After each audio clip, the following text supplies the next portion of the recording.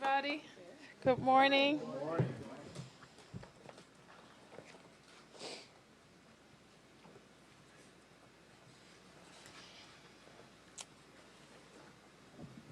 Rashad, you want to join me at the podium?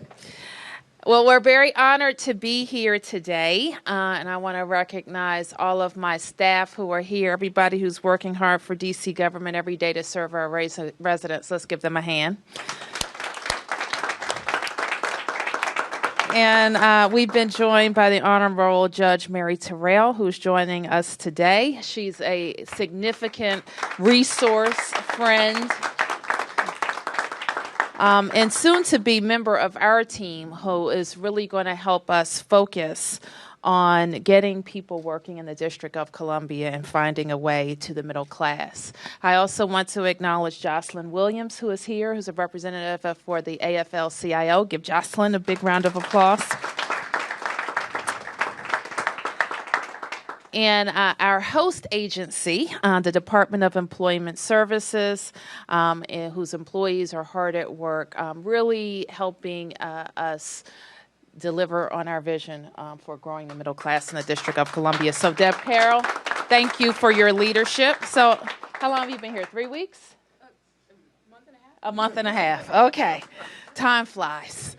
And I want to also acknowledge my city administrator, our city administrator, Rashad Young, who has hit the ground running in D.C., hasn't he? Isn't he making us proud? So among the first things that I had the privilege of doing as mayor is renaming the Summer Youth Employment Program for Marion S. Berry. And we later proposed expanding that program to really focus on a group of people in our city who need our focus. And we need to push to make sure that they can live productive lives in the District of Columbia. And those are our young people, ages 22 to 24. So the summer employment program has stopped at 21, and what we recognized is that young people are still young at 22, and they are significantly underemployed or unemployed in our city. So we see that the summer opportunities as a way to get them engaged in meaningful work and get them and help them continue to build their resumes. We moved a reprogramming, right, at the council for $5 million to make sure that we could affect that program this summer. And I'm going to be delivering a balanced budget, Rashad and I, to the council next week. And in that budget will include the extension of that expanded summer youth program for years to come. And after the announcement that I'm about to make today, I am going to participate in the graduation ceremony for another DOES program, the Project Empowerment Program, which provides job readiness training, work experience, and job search assistance for DC residents who face multiple barriers to employment. So as you can see, DOES has been busy and is an integral part of my work and our work together to create pathways to the middle class for all DC residents. And on the campaign trail, I had the privilege of going to every ward and every community for the last 24 months, talking about how people want to continue to grow the prosperity of the District of Columbia, but make sure more people participate in that progress. I said then that we would create a DGS or in DPW Academy. And today I'm pleased to announce that we are delivering on that progress.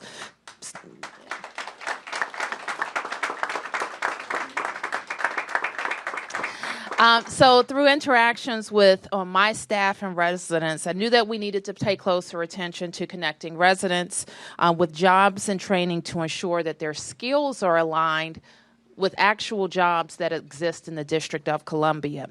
I also wanted to pay attention to the needs of the District of Columbia's government. We are a large government. We provide many direct services across the District of Columbia. And what's wrong with employing DC residents to do those jobs? What's wrong with that?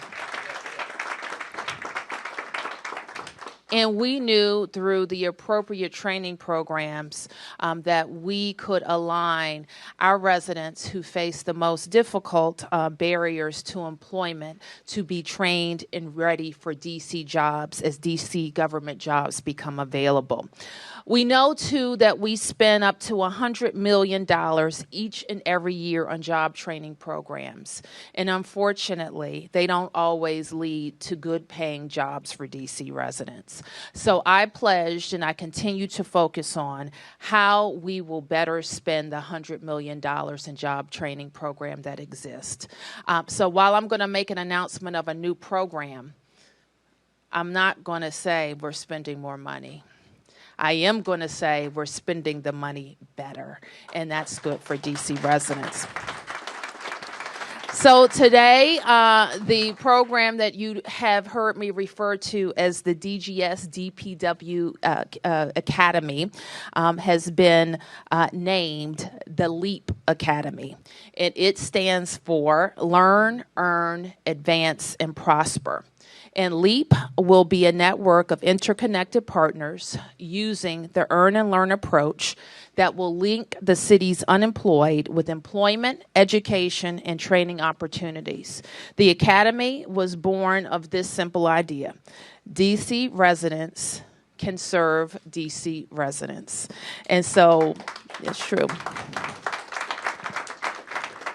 So City Administrator Young and Deborah Cowell, along with the Department of Human Services, which is led by Laura Zeilinger, and our Department of HR, our Human Resources Department, are working together and have been working together to create this academy. It wasn't easy, and it wasn't a crystal clear solution, but we wanted to make sure that we got it right, and they've worked very diligently to do so. We've gotten valuable feedback and input from partners, including our WIC and the UDC Community College and the Apprenticeship Council, to ensure that we're working in a unified, collaborative approach. So our partners believe, like we do, that the training for jobs that exist is key to our success in this program. This is what we know. A lack of work experience is a significant barrier to employment for many unemployed DC residents.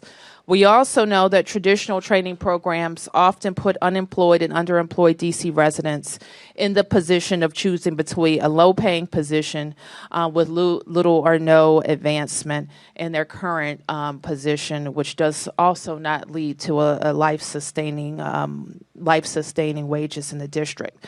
Training programs typically don't provide income for participants to support themselves and their families. So with the LEAP Academy, Phase 1 will train DC residents for jobs in in-demand DC government areas, including help desk, building maintenance, auto mechanics, and boiler plant operations. These jobs were selected based on economic development projects that will generate jobs, contracts that the district government anticipates awarding, and impending hiring needs across the district government. We employ thousands of people to maintain our buildings and keep our fleet of vehicles ready, and we want to have DC residents ready to serve them. We know, too, that these are good-paying government jobs with benefits. So participants are afforded the opportunity to obtain an industry-recognized credential and up to 12 months of relevant work experience at or above the DC living wage, followed by the potential for a longer-term position with DC government or with one of our private sector partners. Salary ranges will be based on the DC Human Resources position listing with advancement potential. Our plan is to expand this academy, get it up and running first and foremost, learn all of the residents that we can serve, and look to expand to serve more and more DC residents. So with that, I would like to introduce our director, Deborah Cowell, to talk more about the LEAP Academy.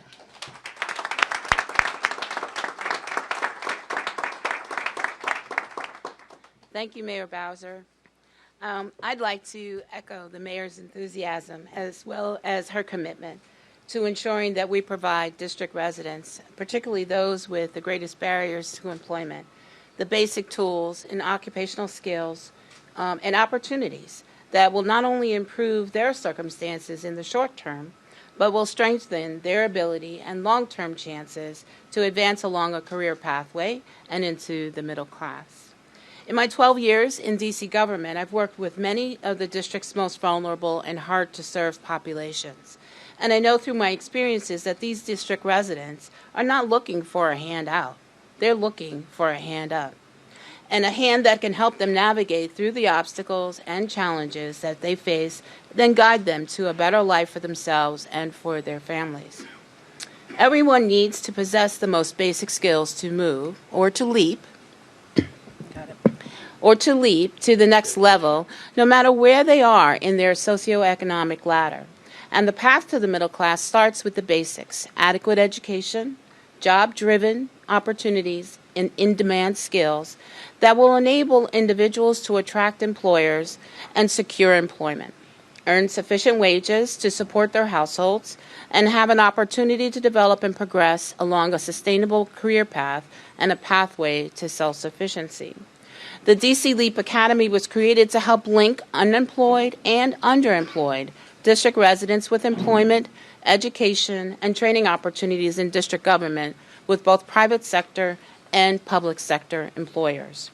As Mayor Bowser mentioned, the framework we used to develop the L.E.A.P Academy was that earn and learn approach that applies an apprenticeship model to skill development, and which allows individuals to earn a wage while participating in an on-the-job training experience and concurrently be enrolled in the related technical instruction and/or adult education courses. With an earn and learn approach, training and employment placement are unified, which fosters job-driven skills development and mutually valuable employment experiences. Employers can offer the employee transferable industry-recognized skills and credentials while assimilating that individual into the organization's culture and operations. In this way, employers are active partners and stakeholders in the workforce and education systems as they improve employee retention and workplace engagement, align training to fit their needs, and improve the socioeconomic circumstances and career pathways of their workers. We're very aware that many of the district residents whom we aim to serve through the L.E.A.P Academy will need to improve those most basic education and employability skills in order to participate in the academy. But the district's harder-to-serve populations have many at no-cost resources that are available to them so that they can leap to the next level. This is where our American Job Centers, the DC Adult Charter Schools, the Department of Human Resources for Learning and Development, and the UDC Community College can help to bridge that gap. The District of Columbia is a very competitive labor market, and education and training are vital to obtaining and securing good jobs and that pay good wages. Our residents have to take that first step, and the Bowser administration and all of our partners here today are here to help.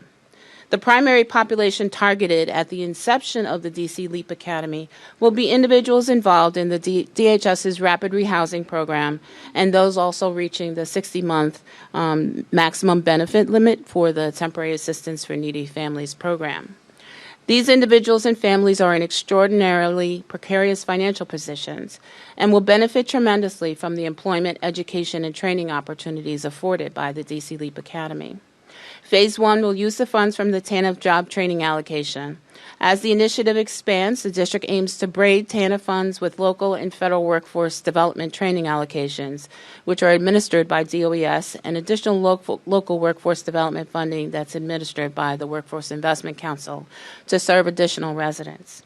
Over time, we intend to collaborate with more public and private sector partners and develop additional training programs in high-demand industries and growth occupations throughout the district's economy.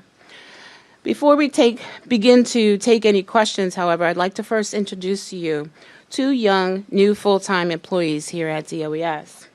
They have both faced many obstacles in their young lives, but have emerged undaunted and with the most positive and optimistic outlooks and with extremely bright futures ahead. Jasmine Terrell is a native Washingtonian and a resident of Ward 8.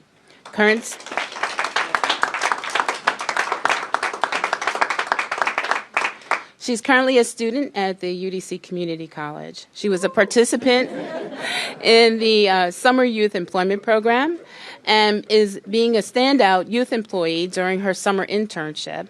She was hired to work with the Department of Employment Services in the Office of Unemployment Compensation as a claims examiner. I'm going to allow her to make a few comments. Good morning. I did do an internship with Councilmember Graham over the summer, and it did obviously produce great opportunities for me. I completely believe in this new plan that she's producing. I think that it'll be great for all DC residents to really take hold of this opportunity and be able to build, especially I live in Section 8. I mean, not Section 8, sorry. Ward 8. Sorry. I live in Ward 8 myself, and I think it'll be a great opportunity for that section, Ward 8 and Ward 7, to grab hold, come here, and build themselves up to middle class. Right.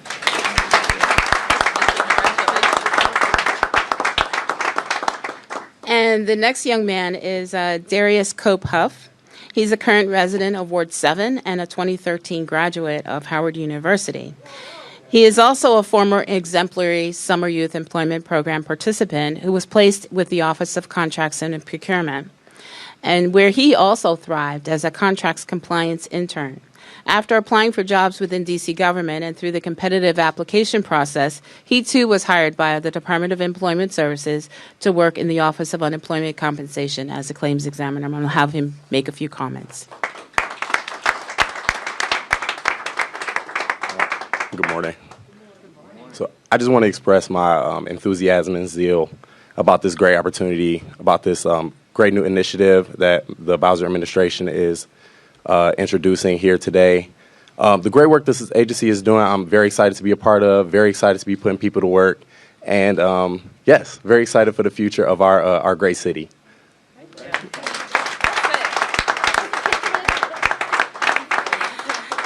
Thank you, Jasmine and Darius. These are two bright young individuals who really are the epitome of why we developed the DC L.E.A.P Academy, to give district residents a helping hand up, and an opportunity and the tools necessary to progress and advance along their career pathway to the middle class.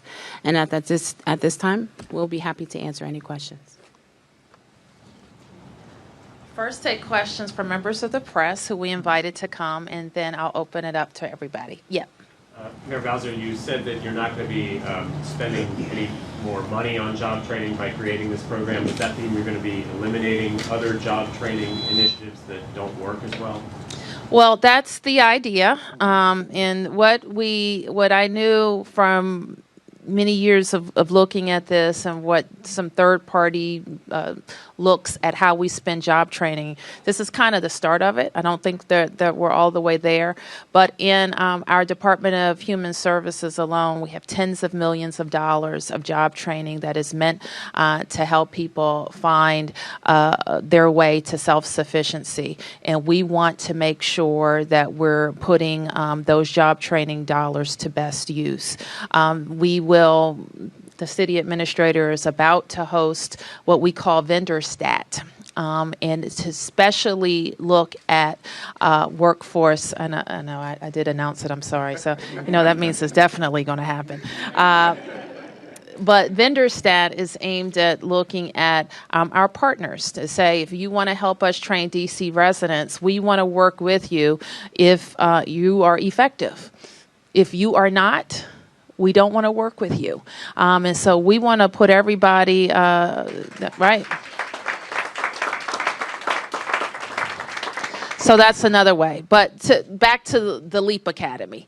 And what the L.E.A.P Academy is about, when you have a 30,000 person government, we're looking across all of our agencies. And we have another agency director here, Bill Howland. And I see also that representatives from AFSCME are here. Good to see you, Mr. Lee. But we want to make sure, as we have a lot of our workforce who in the coming years will be looking to retire, that we have residents ready who are qualified and trained to go into those positions. So this is also a way for us to plan for for generations to come in the District of Columbia. Are you going to gauge the success of this academy by how many participants end up with permanent jobs? And is that a fair standard to evaluate the effectiveness of all job training programs? Yes, but I would add to it, how many residents get good paying jobs that will allow them to sustain themselves in the District of Columbia and be on a pathway to a career? Any other questions from the press? Okay, so we'll open it up for all questions. Yes, Ms. Shelton. I want to commend you in this administration for this initiative, but as you know, I'm always concerned about women and opportunities for advancement. I noticed that there were some departments that were not included, like the fire department and the police department, where we may be underrepresented. And I just wondered whether or not you will, in your initiative, appoint someone specially to work on improving opportunities for women. Well, thank you for that question. And first, let me say that we started by saying this was phase one, where we will focus on a few industry areas within DC government, but they will kind of lay the groundwork for how we expand those programs. The fire department and the police department already have initiatives to train DC residents in the cadet programs, and we will continue to look at the cadet programs.